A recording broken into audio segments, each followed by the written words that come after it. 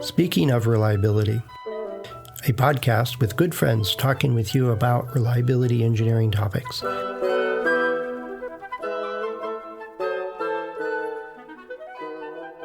Welcome to Speaking of Reliability. This is Carl Carlson. And this is Fred Schenkelberg. Hey, Carl, how you been? I'm doing pretty good. I know just before we hit the record button, we were enjoying a little conversation about questioning our respective doctors in a professional setting, and it segues into a kind of an interesting topic, because I was remembering questioning was number 2 in our book, the chapters on soft skills. And I thought that might be interesting to explore. Well, that sounds like a question. Yes.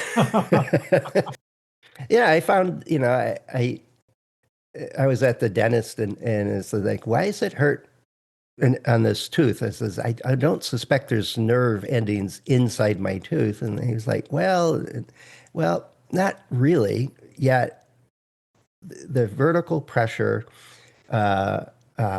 exerts pressure between the bone and the soft tissues that are between your tooth and the bone, and that's where the nerves are. Yet there's so few of them, it feels like it's half your mouth hurts. And it kind of pulled out a model and explained it. And there's this part and this part, and this interacts with that and stuff. And that's where it comes from. Now, if I push it sideways, does that hurt? No. And it's like, all right, if I push down, yep, that hurts. And you're like, that's where it's coming from. And it was being curious and asking a question, well, where's this actually coming from? And he explained it, in lay terms for me without going into buckles and all the other terminology these dentists use. Yeah, and I learned something that I was curious about, and that, oh, okay. And then we went into discussion about what we can do to prevent that or mitigate the pain. But it was... You learn by questioning. Yeah, exactly. That's interesting. And in looking at how that applies in our field, we've talked about this in previous podcasts, but it's so important to listen to your colleagues, the engineers, that type of thing. And then once you've listened, I think there's a back and forth between listening and questioning, because when you question, then you listen, and then you hear their answer, and then you formulate another question. And from that, you're learning about where they're at, what the problems are, what they need help with. And then you can have meaningful influence and meaningful help. So I think questioning kind of goes together with listening. Well, that's, I think, one aspect of questioning is asking open-ended questions, asking for clarification, asking, am I understanding this correctly? And, summarizing things like that.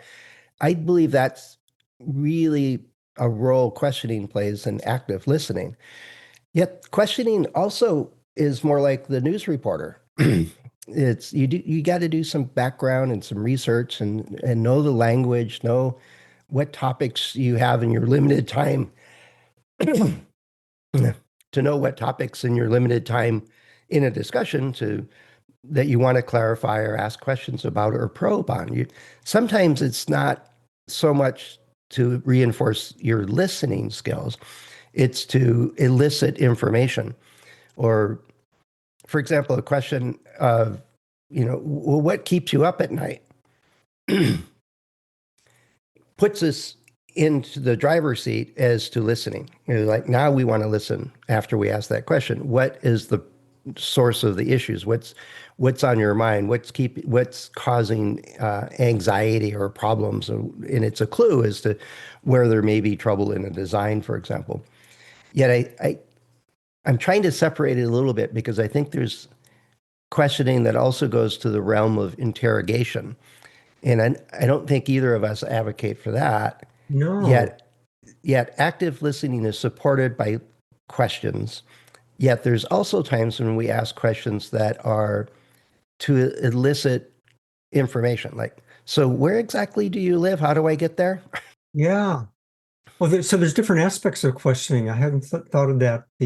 There's a bad connotation, which is you can interrogate without really being interested. You're just trying to put the person on the defensive. It's almost a technique that's manipulative. Well, I'm thinking of the 50s detective stories where they have the spotlight on them and where were you on the night of October 4th, you The big know? basement somewhere. Yeah. Um, so that would be a bad connotation. A good connotation is questioning to learn and questioning to explore, and like you say, clarify. So that's a good side of questioning.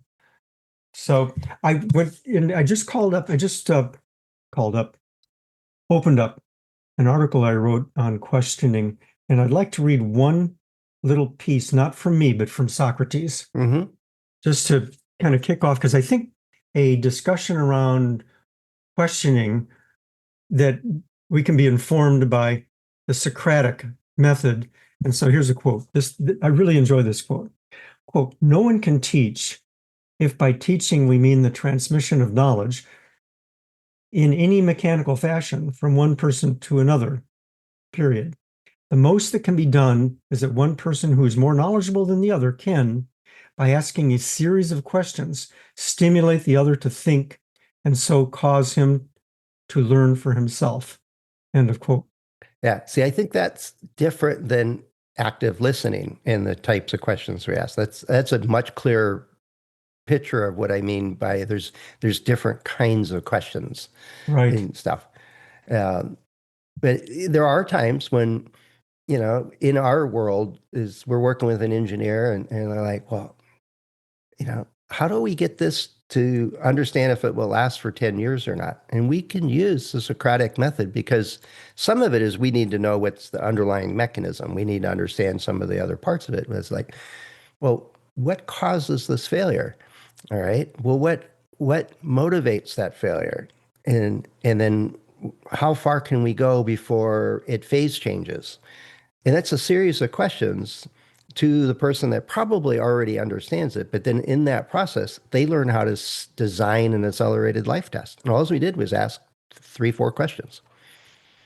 Right. Right. So the questioning in that usage is stimulating thought. And like we've said at the beginning that we want to you need, as a reliability engineer, you need to influence. And I mean Hmm. influence in a positive way. We're not trying to influence in some way that they don't want, like a hard sell. Yeah, I But was thinking that too. I was going to put a little banner in here. Bye, bye, yes, bye. yeah. So in this case, we mean influence in a positive way, which means that we want to help the design teams, the manufacturing teams, service teams achieve high reliability. We can't do that by ourselves. So we need to influence in a positive way. And part of influencing is we have knowledge about reliability, but we don't have knowledge about the design, not as much. Not as much. Yeah.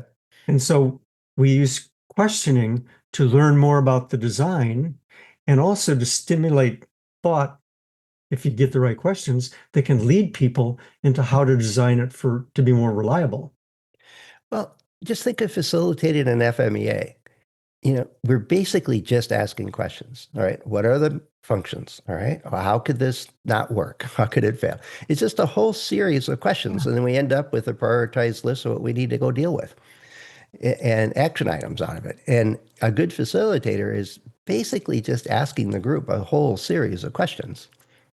I never thought of it that way before, but in the way I've run them, it's almost always that way. We might define the difference between a mechanism and a mode, uh, yet a lot of what we do is controls not the right word.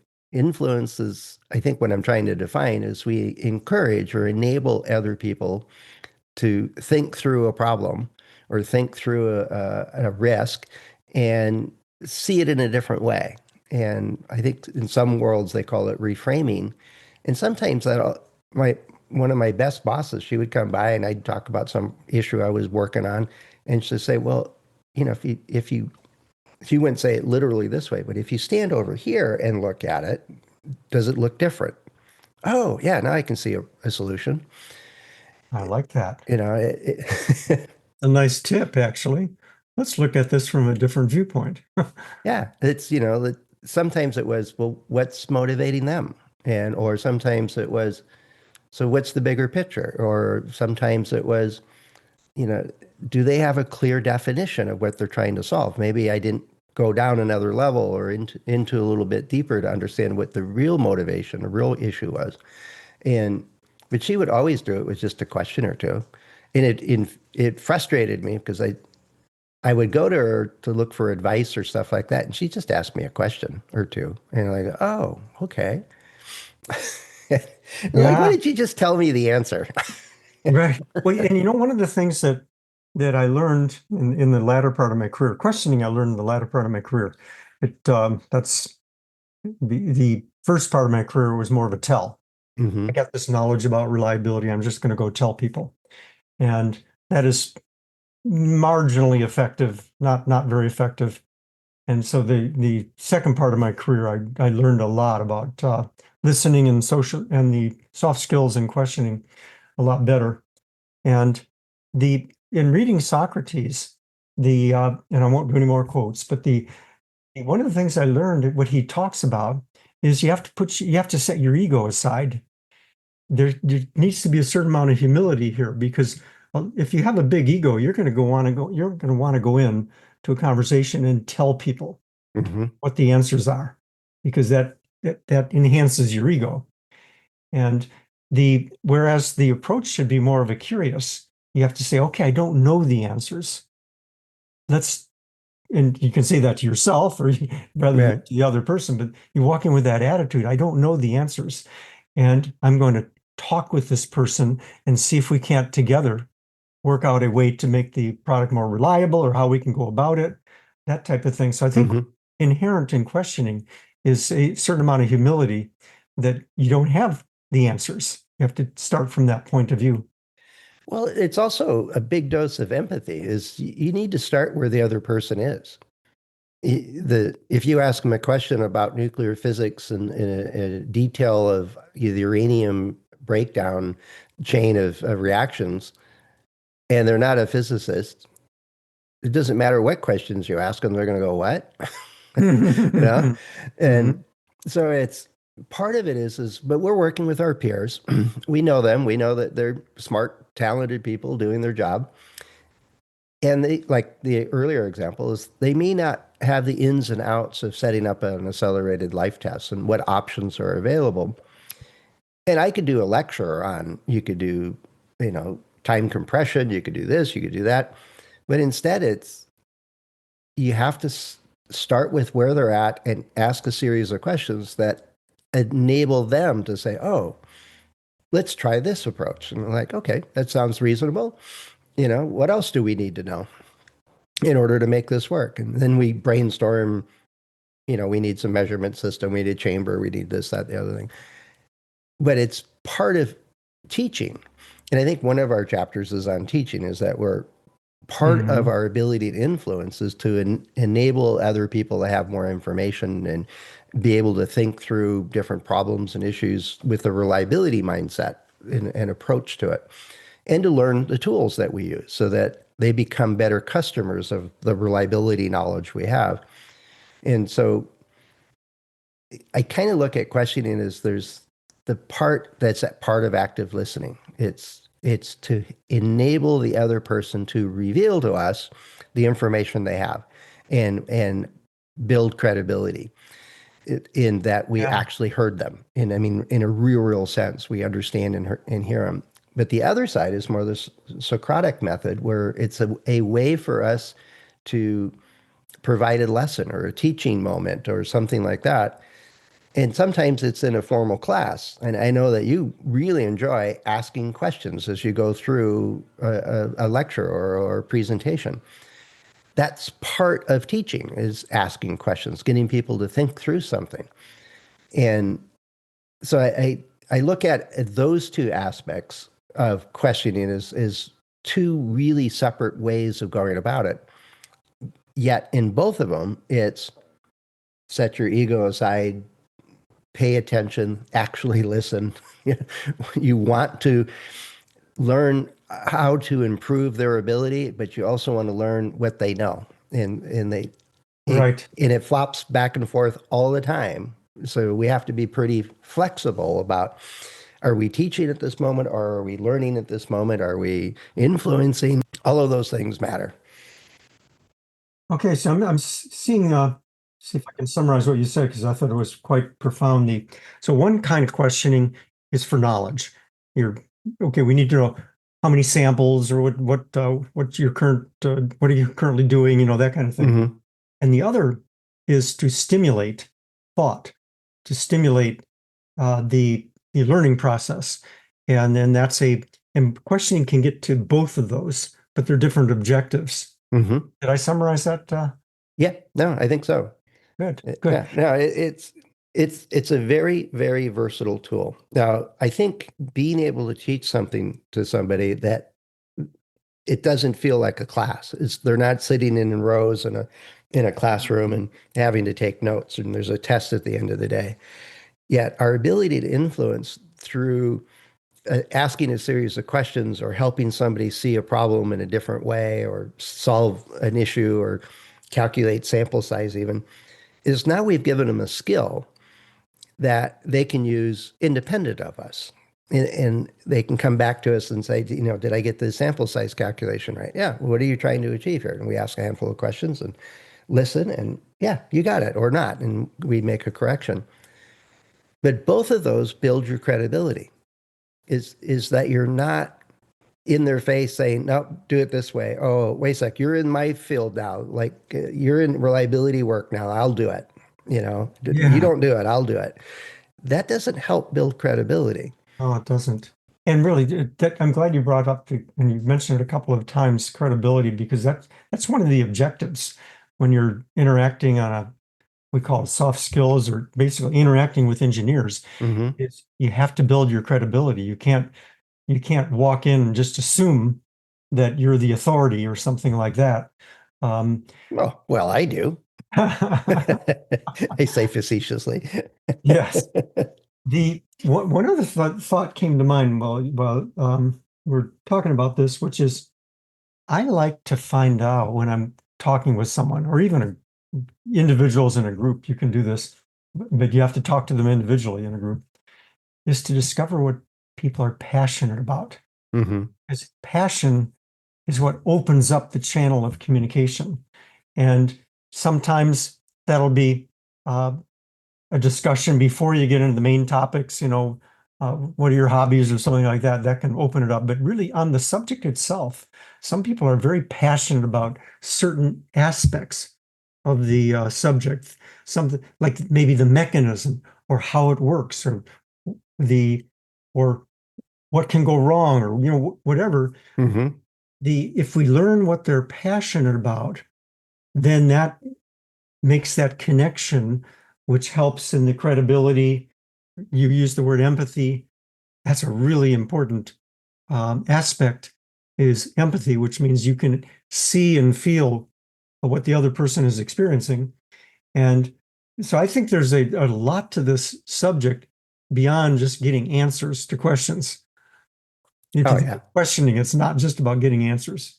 Well, part of our education system is that we came to loathe the final at the end of the semester, or the pop quiz on a Monday morning. I Yeah. had one sadistic English teacher. Monday morning, first class of the day, and I was like, "All right, pop quiz." And oh, geez, I wish I would have read that book. Yeah. Kinds of things. And it was, yet it can also be, what I was getting at is that we grow up learning that questions in the form of a quiz or a test are the most common thing in our education. Now, some teachers would stand at the front and say, who knows about this? Who knows about that? Or what do you think of that? What do you think of that? And encourage some discussion. Yet we knew that there's going to be a quiz at the end of the week, or a test at the end of the month. And so the questions became a challenge. And I think when we go out and ask questions in a non-empathetic way, it is a challenge to their intelligence and knowledge. Yeah. Yeah. Good point. I was also thinking um, it's important to obviously preparation for questions, but the point is you want to find out, or I do. One aspect of questioning, let me put it that way. One aspect is to discover what kind of roadblocks or things people are running into. Like if you paint the picture that we want to achieve, everyone wants to achieve safe and reliable Mm-hmm. products. So that's an agreement point. But they're going to run into something that is impeding achieving safe and reliable products.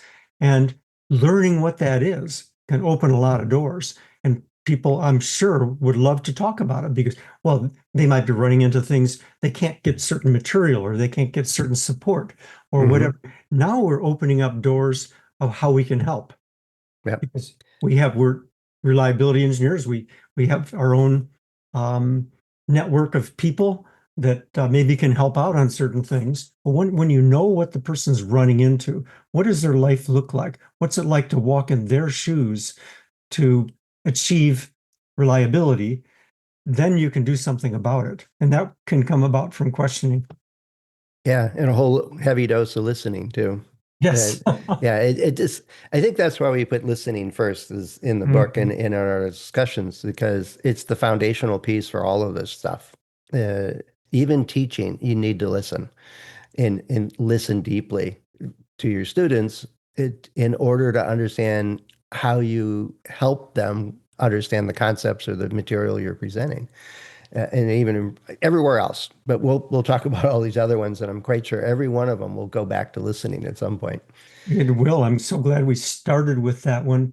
And then I want to just ask our listeners right now as to what do you run into in terms of um, how can you go about achieving the soft skills and the credibility that we're talking about here? What would help you to learn more about this?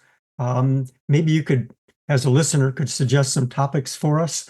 Would love to explore this, to continue to explore the different skills that are involved in communication and listening and questioning and presenting, that type of thing. So what are you interested in if you're listening to this? What would you like to know more about?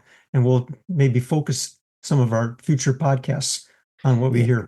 yeah, and a good question, Carl, is because we didn't dive into, well, how do you actually improve your ability to ask questions? So that definitely would be at least on my mind, a topic to go on. But if you're Yep. listening and you got an idea or something we went over too quickly or we missed, let us know. Head over to accendoreliability.com/go/SOR, and you can find a couple of ways to get in touch with us. You can also find Carl and I and the other hosts on LinkedIn and on our About pages on Ascendo. So plenty of ways for you to get in touch with us. And we promise we'll listen to you. Very good. And probably ask a bunch of questions and then Yes, listen to we some might more. ask questions of you too. That's right. All right. Thanks, Carl. It sounds like is this a good time to wrap it up? It is a good time. All right. Thanks so much, Carl. We'll talk to you soon. Thank you. Bye-bye. Thanks for listening to Speaking of Reliability. We invite you to join the conversation. If you have a question or a topic that you think we should discuss in a future show, please let us know. You can find a comment box below the episode show notes, or just leave a note as part of a review on iTunes.